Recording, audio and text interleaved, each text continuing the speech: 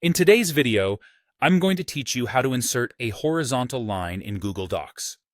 This is a simple styling tool, but it can make a big difference in organizing your document and making it more visually appealing.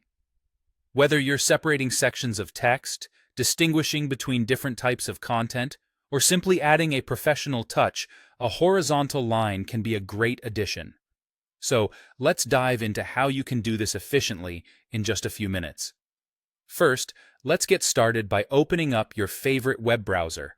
It could be Chrome, Firefox, Safari, or any other browser of your choice. In the search bar, type in Google Docs and hit Enter. You should see a link to Google's official site for Docs in your search results. Go ahead and click on that link to continue. This will take you directly to the Google Docs homepage. Next, you will need to log into your Google account if you haven't already. If you're unsure about your login details, make sure to have those ready. Once you're logged in, you'll find yourself on the main dashboard of Google Docs.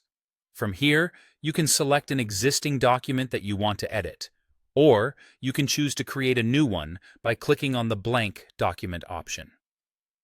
For today's demonstration, you can go with whichever meets your needs. Now that you're inside your document, the next thing to do is decide exactly where you want your horizontal line to appear. Simply place your cursor at the spot in the document where you'd like to insert the line. Keep in mind that you can always move this later by inserting a new line and deleting the old one if necessary. With the cursor in place, take a look at the top of your screen at the menu bar. Click on Insert in the top menu. This will open a drop-down menu with a variety of options to choose from. Scroll down until you see the option labeled Horizontal Line. Click on that selection, and voila, a horizontal line should now appear in your document right where you placed your cursor. And there you have it. You've successfully inserted a horizontal line into your Google Doc.